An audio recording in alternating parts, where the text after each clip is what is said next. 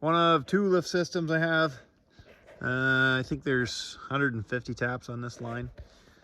And you know, you've seen this video before of this setup if you've watched any of my videos. And I'm trying to think, I'm just doing this video real quick because I'm trying to think when exactly I put this in. I think this is like 7 years this setup's been on here.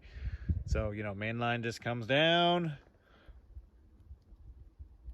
It's pretty simple. Just a couple entrances on there.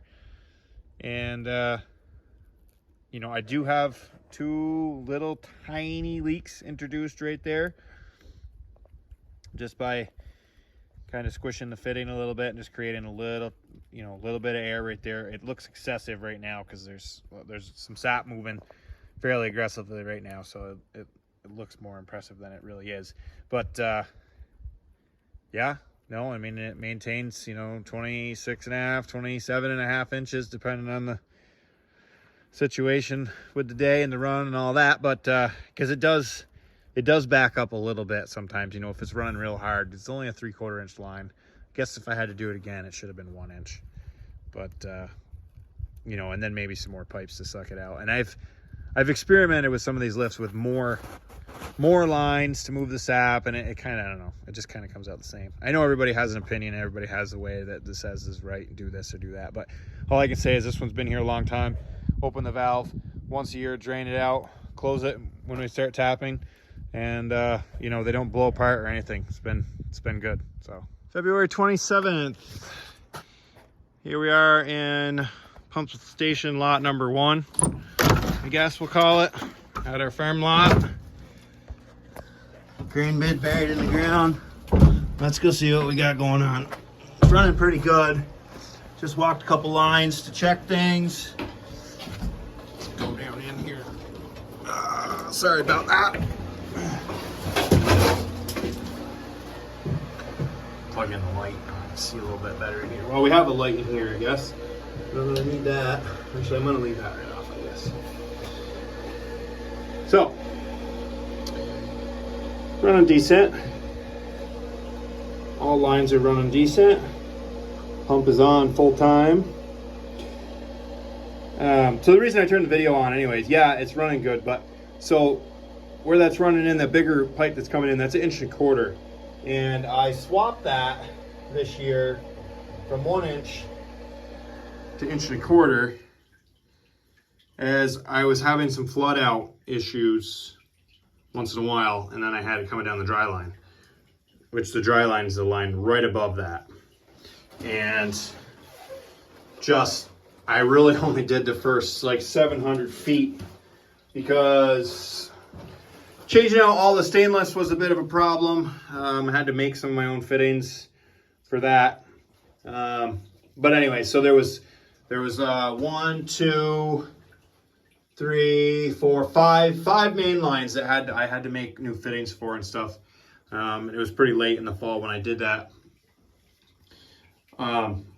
But anyways, I wanted to see, because, you know, the last little bit, it's a 1,800 foot long wet dry, and there's like, I can't remember exactly if it's 1,200 or 1,400 just on that dry line. And I just wanted to see if I boosted up the last little bit, if that would make a difference. You know, not trying to change too much at once, just to see if that would help. And it looks like it's done the trick. I don't think it's probably going to run too much harder than this. I mean, I guess it probably will. We're probably not peak run right now, but, you know, whatever. We'll take it. But yeah, it looks like it's working well. Nice and smooth flow. The truth about a 6,000 gallon storage tank. Yep, fully enclosed, it's insulated. Those are the great features. You can leave it outside without being under a roof, and it works. However, you gotta squeeze through that hole so you can wash it. Yeah, I do have a wash system in here. It works perfect, it works well.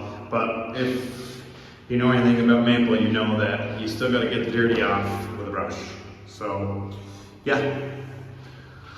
It's a cheap tank compared to buying a fancy maple tank, but it's heavy. And opening the manhole door is complicated sometimes. There's gas we gotta deal with and everything. And you still gotta get in here. It's not easy. The woe is being a sugar maker.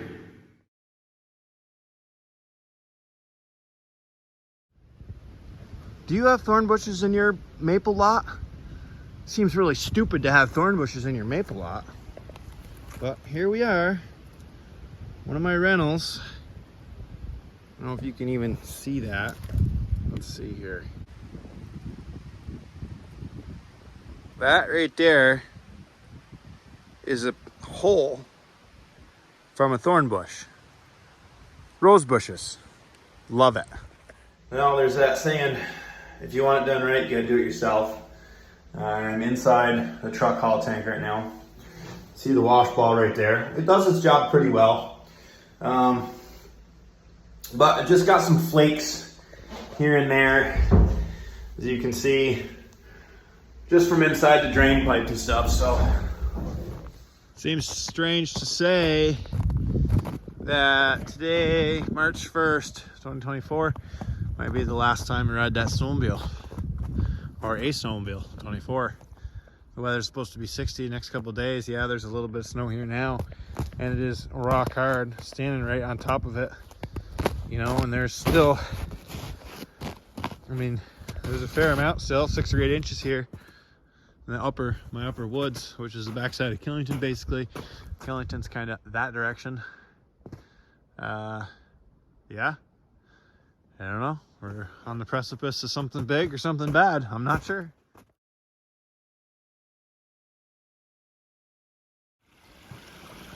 March 4th, got some snow still. Water's starting to flow. That's good. It's a good sign. Get the sap moving. Just trying to fix some leaks here, walk the lines. I'm on round 2 in this lot.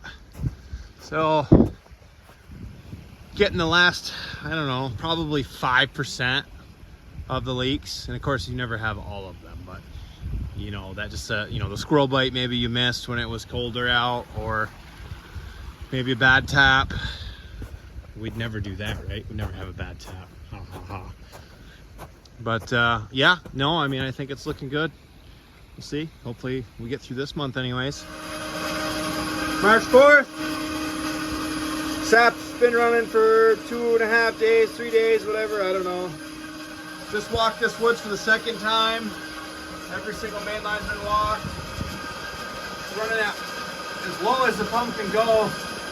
And the feedback on F, that's the feedback, it's tighter than the pump is set at. So, and I basically can't go much more than that, really. If I set it at 55, it just overspeeds. It can never match 55. You know what I mean? So because of the elevation we're at, and I mean, that's about as good as I'm going to get here. I might see 28 on a day when the trees are pushing a little more, but that's pretty much what this water pump's got. 5 horsepower. Again, as I talked about before, let me get out of this room. I'm a big proponent of water pumps. Filling up the tank here. Tank 1, tank 2, they're hooked together. Just hooked together externally, very simple.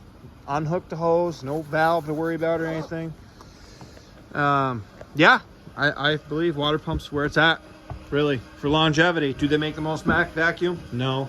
And I know there's a lot of testing right now with, you know, 29 inches, 30 inches, whatever, what screw pumps do and oil pumps and all that stuff. But I don't even know how many guys I've talked to this year that have had problems with their oil pumps, with their vein pumps, claw pumps, pumps that melted, pumps that blew up. And of course I shouldn't even say this. Let's knock on some wood here, knock on the old barn. But you know, the old water pumps are still just a-going. So sap's a-flowing. The old hauled road is holding up okay. A few ruts here and there, not too bad. You know, using the 650 with 22.5s tires definitely helps. Wish I had a tandem, but as I think I've mentioned before, the town foreman does not want me out on the town road here with a tandem truck, you know, whenever I need to go, even though they come out with a 70,000 pound plow truck, whatever.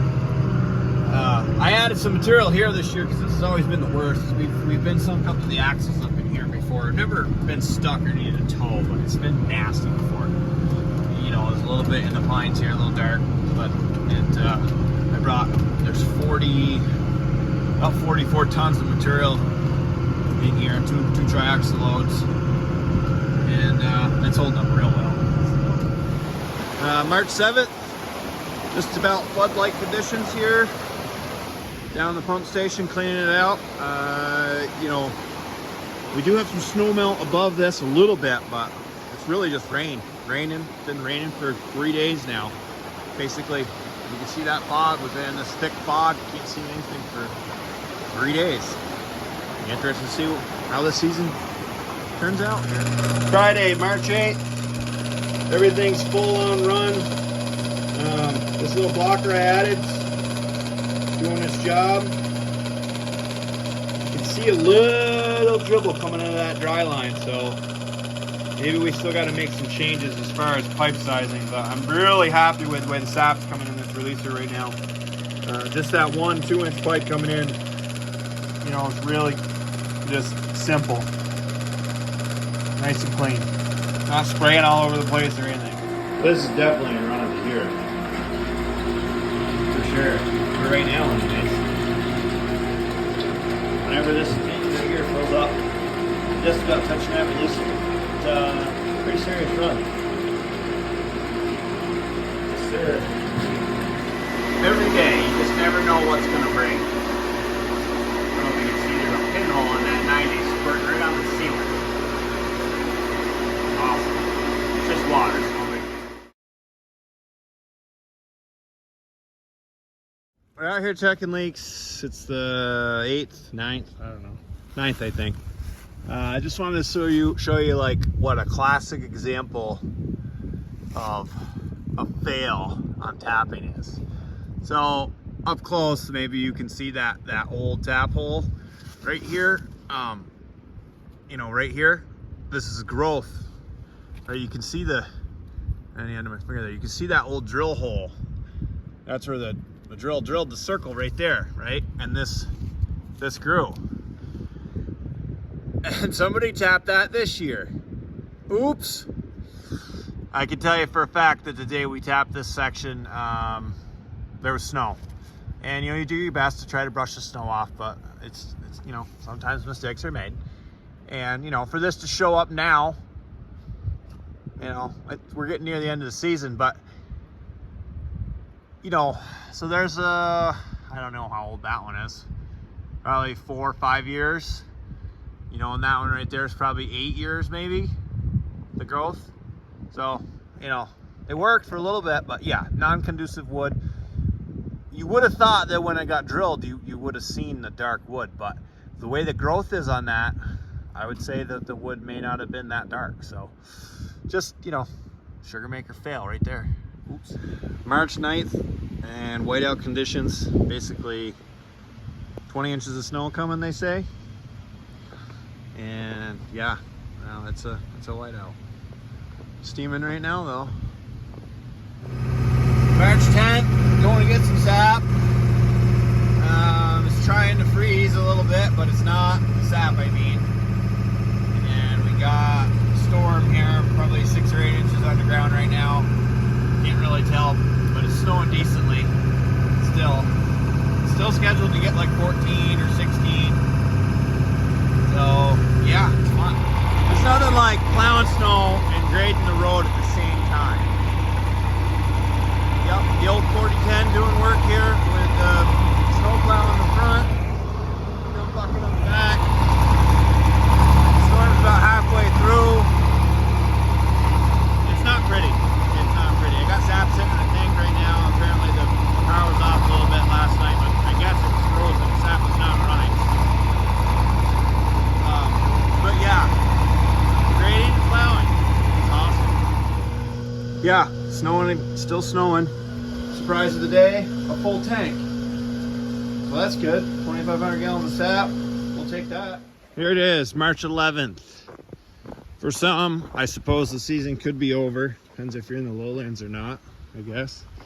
I've heard that Connecticut and maybe southern New York started pulling the plug a little bit. Some of the smaller guys, of course. But here in Shrewsbury, Vermont, winter is alive and well.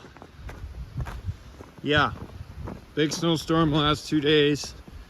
Significant snowstorm, very wet and heavy.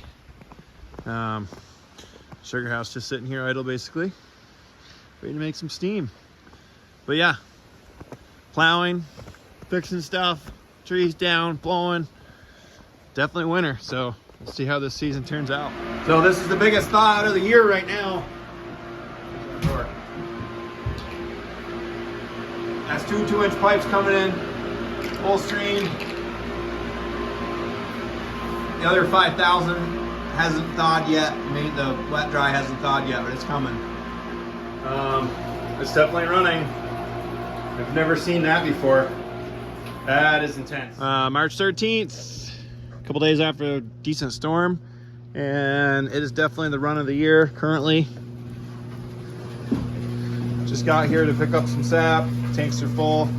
These are double 2,500, so, you know, well, they're not full, I guess, but if I don't take a load right now, I can't go walk in the woods, so yeah. Good run, we'll take it. That's what I'm talking about. Nice and smooth. 5,000 taps coming in right there, perfect. It's hard to believe those little fine pieces have gathered up and make what looks like sawdust. March 14th, morning after basically a big flood of sap yesterday, just cleaning things up.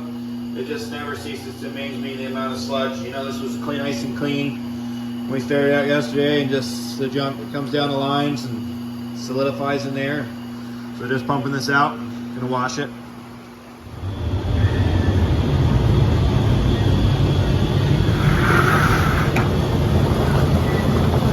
Air pipes doing their job, shaking things up a little bit.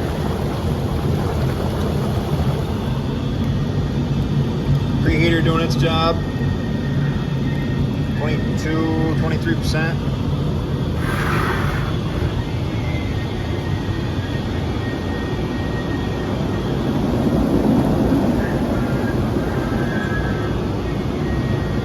Good looking syrup.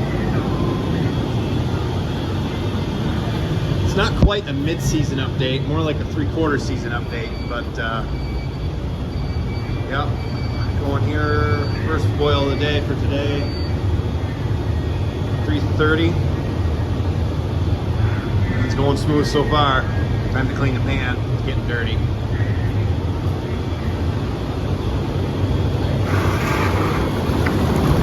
This bay over here usually gets dirtier. Blowers really help keep the foam down though. Not much defoamer in there.